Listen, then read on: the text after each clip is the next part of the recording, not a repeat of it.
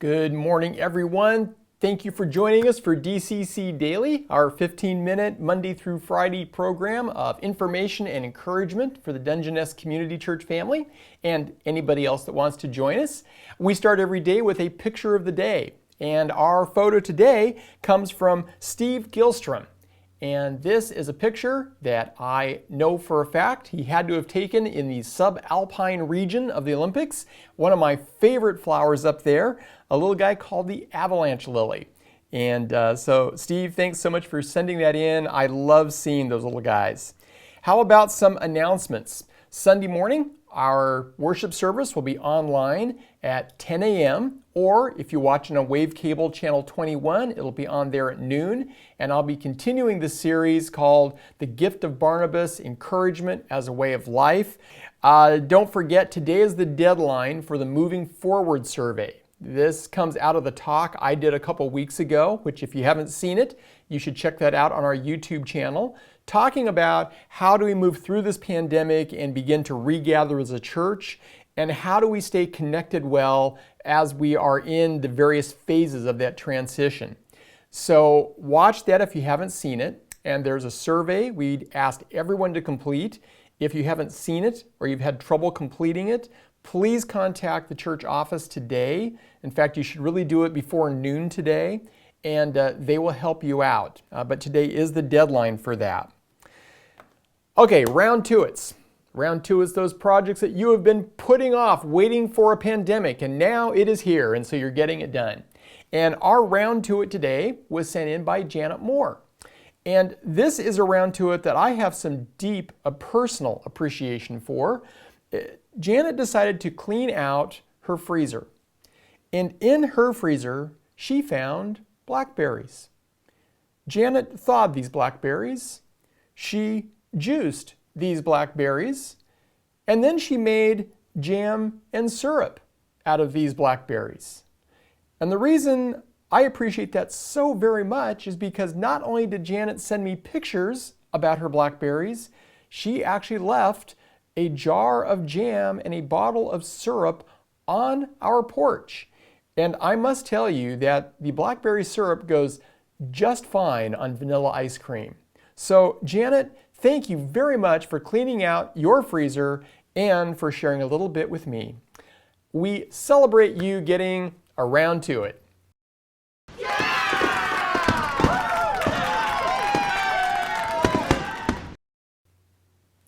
Our devotional thought for today comes from 1 Corinthians chapter 15, verses 9 and 10.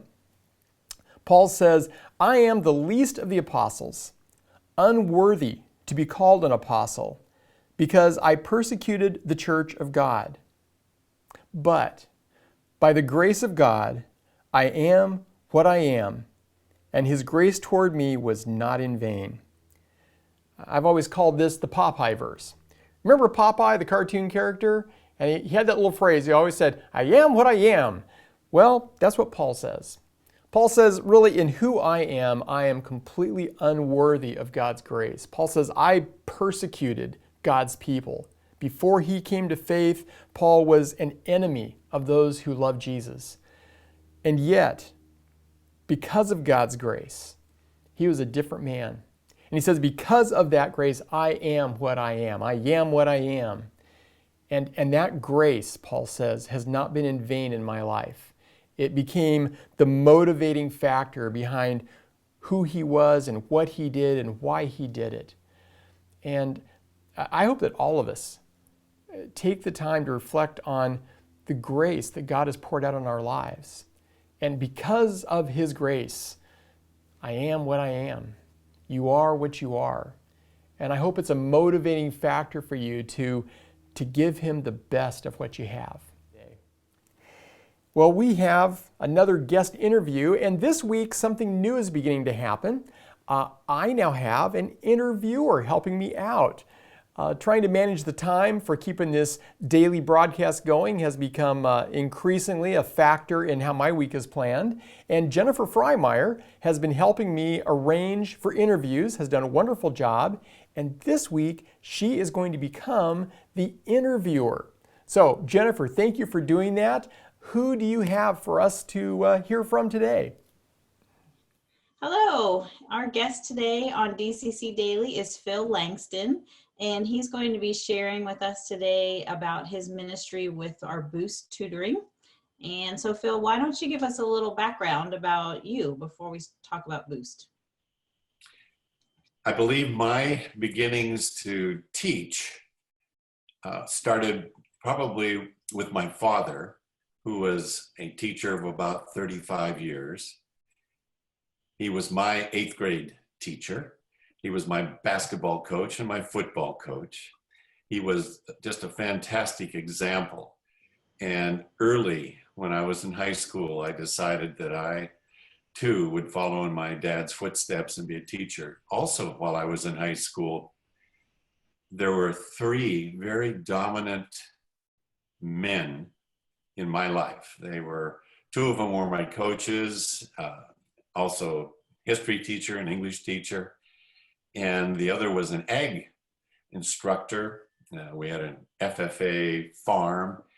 These men were very, very influential in my life.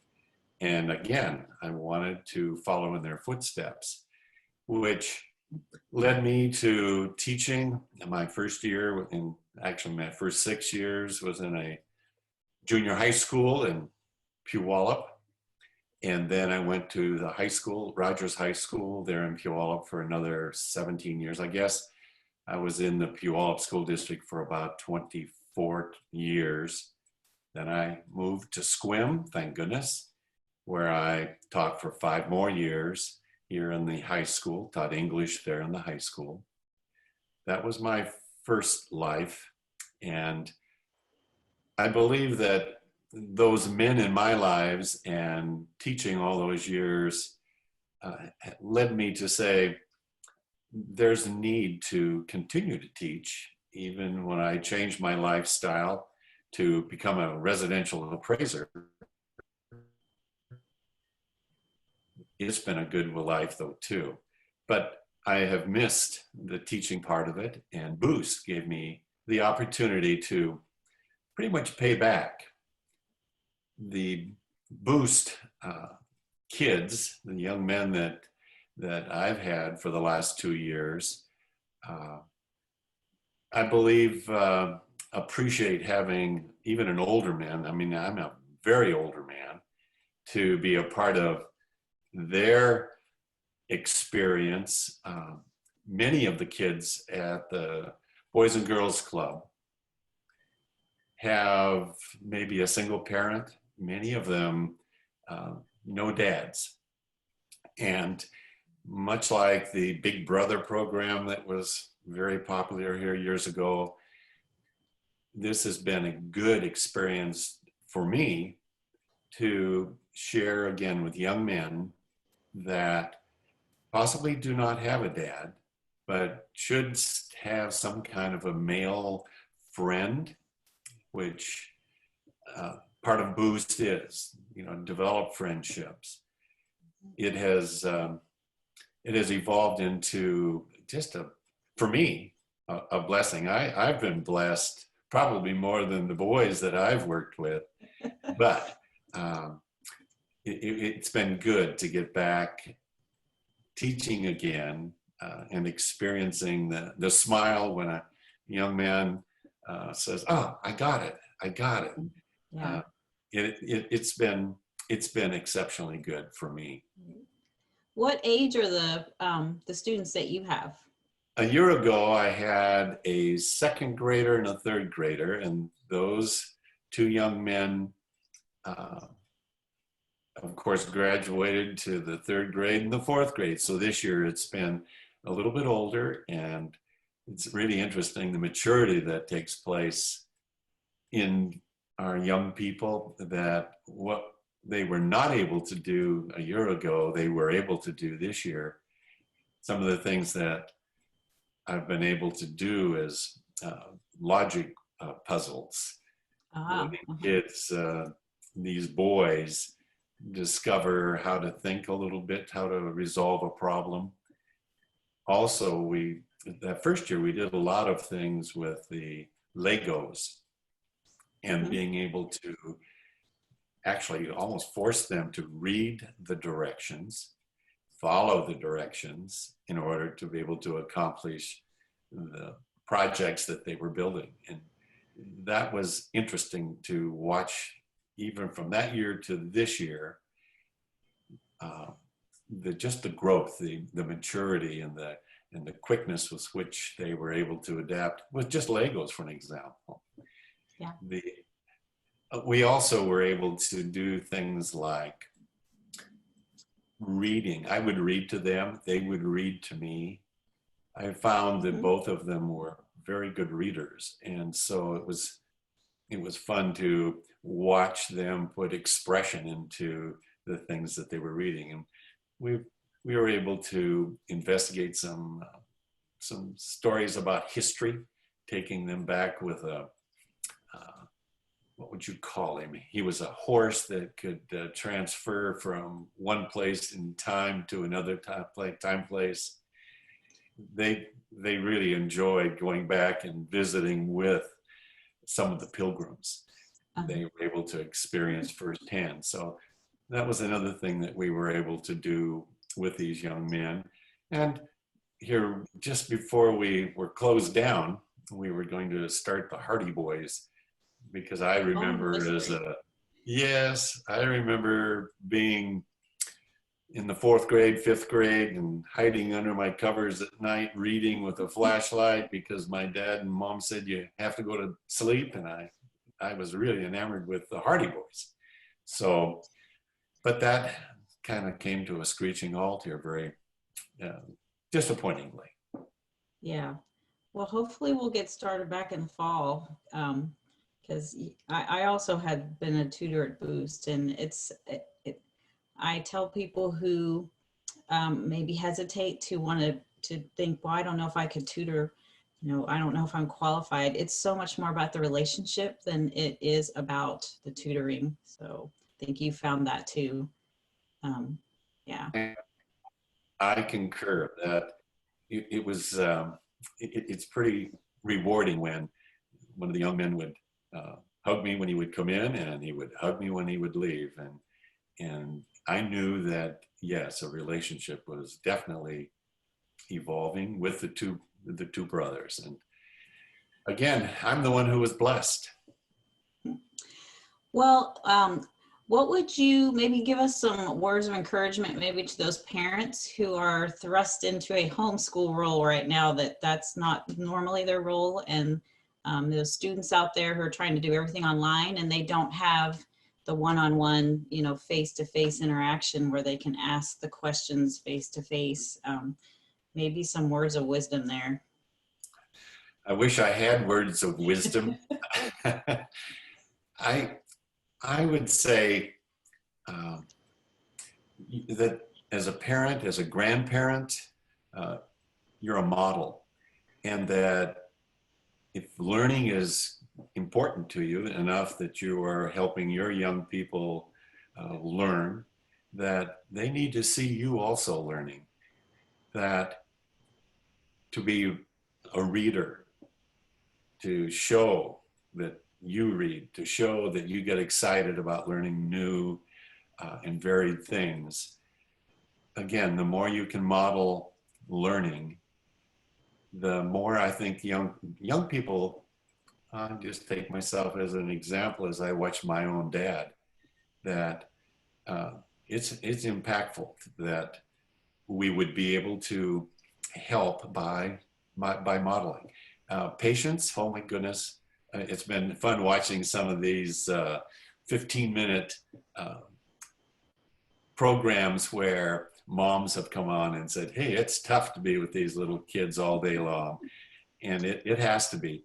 As a grandpa, I love my grandkids and my great-grandkids, but it's, after a couple hours or so, you can say, okay, it's time to go home. Well, that's not the case with a mom or a dad or both of you. Patience, and then just love the heck out of them. Love the heck out of them, and that alone probably is the key, and they'll understand that love for sure. That's what they remember. Yeah. All right. Well, how about if you send us off with a closing prayer? And thanks for coming on today and talking with us. Appreciate that. This has been a fun time. I would be glad to pray. Okay. Father, you are the most loving, most understanding, most gracious person in my life. And we would ask that in this very troubled time, that all of us learn and understand that you are in charge. It is you that will bring an end to all of this. And that I pray that during this pandemic time that we become closer to you, that we continue to build the relationships, even as difficult as it is, that through you and through your Holy Spirit, that we draw closer together, but especially draw upon your strengths, upon your love, and upon your guidance and your direction. Father, you are a loving, loving God, and thank goodness you are in charge. I love you much. Pray in the Son's name. Amen. Amen. Thank you. Have a good day. That's a given. Thank you. Thanks for joining us. It's been a great week. Trust you have a wonderful weekend, that you can join us on Sunday for worship, and we'll be back here Monday morning with DCC Daily. Until then, God bless.